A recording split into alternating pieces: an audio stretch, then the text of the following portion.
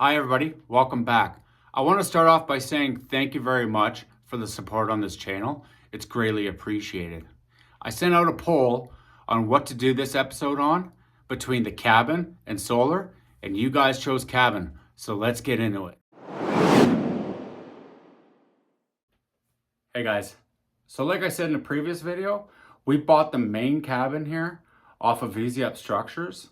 The logs on the walls, these logs here, they're 2.5 inches thick, and then they just stack on one another, and they're each labeled an address, and then they're screwed down with 10-inch screws. When we were planning on building, we thought that purchasing this part of the cabin would be quicker, but because of delays, because this whole thing comes from Germany apparently, that there was delays, and I probably could have stick built the house a lot quicker and had more of an open concept feel than what we have here, which I'll take you on a tour here shortly. It does look good. I do like the log walls, so it's got that going for it anyways. So we're slowly learning this wood stove and all of its quirks to get an all-night burn.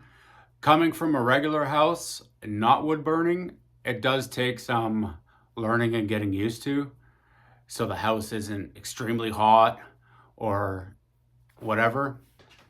So as you can see, we got a ceiling fan here to try to move and disperse the heat around the house. But due to the doorways, it kind of prohibits the kids' bedrooms from getting extremely warm. We got some electric wall mount heaters. They're not baseboard heaters, but it helps keep the kids' rooms warm, especially when it gets to like -50°C. These are the original windows that came with the cabin. They are terrible in the winter and they don't seal properly. So we're replacing them as we go, just because the cost of everything, right? And so that'll be in the future. This summer, we're gonna swap out those windows. These windows here aren't really too important because we kind of have a boot room in there. So I'm not even really sure what you would do with a window that small. We have replaced some windows. We have replaced this window, my daughter's window. We've also replaced these two windows. So all that is left is the kitchen and my son's room, which will be done this summer. So stay tuned for that project. Frost again in my daughter's room. I think I understand the problem now. I think it has to do with our skirting that has metal roofing. I used that because we had a bunch left over. So I used that to skirt the bottom of the house. So what I think is happening, we have thermal bridging happening because that tin level is the same level as the floor. So I think that is causing that cold metal to push that into the house right at the floor line. That's the only thing I can guess. I put up Tyvek wrap. It's spray foamed.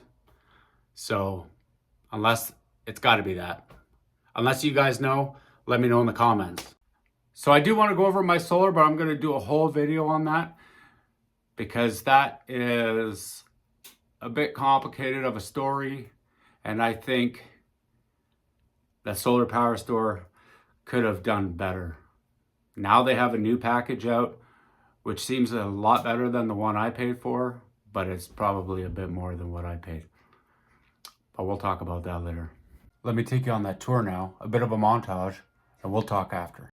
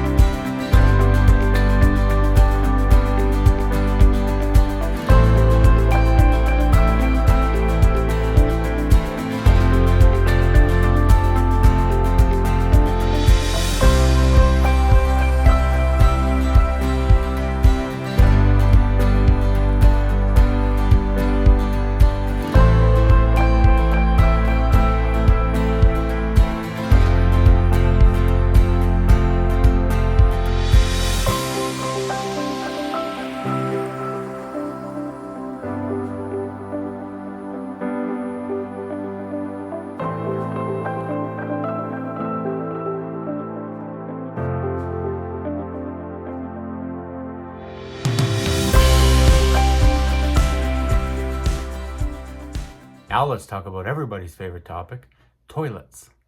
We had an incinerating toilet at the start here, but due to part failures and the cost, we moved on from that. So let me show you right now. So now it's time to move on to my toilet. This is a Cinderella incinerating toilet, the electric one. I don't think it's worked right since day one.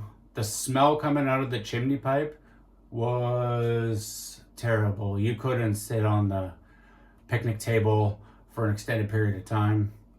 So what we did, because all the parts and pieces for this thing are like $700 to replace, and after about replacing 4 items, we kind of said we had enough.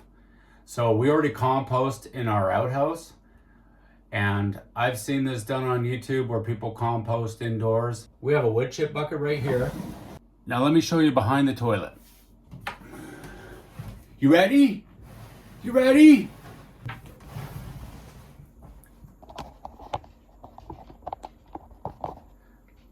So this is where the old chimney pipe was, which I spray foamed and sealed off from here and the outside.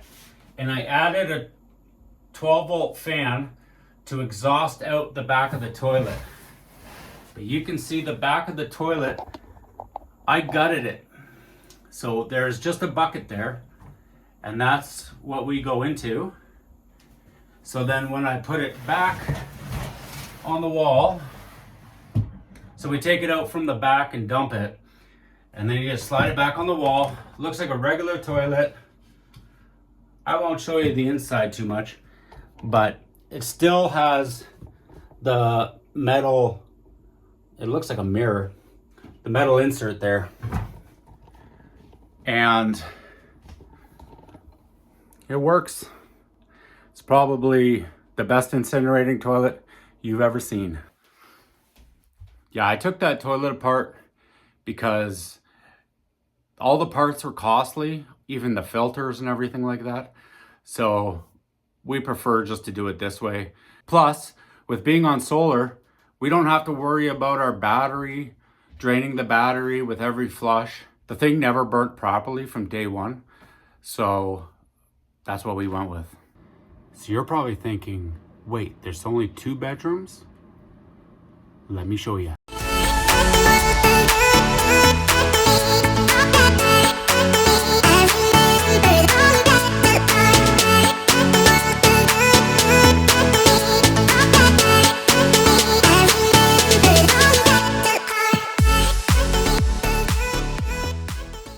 And just like that, magic.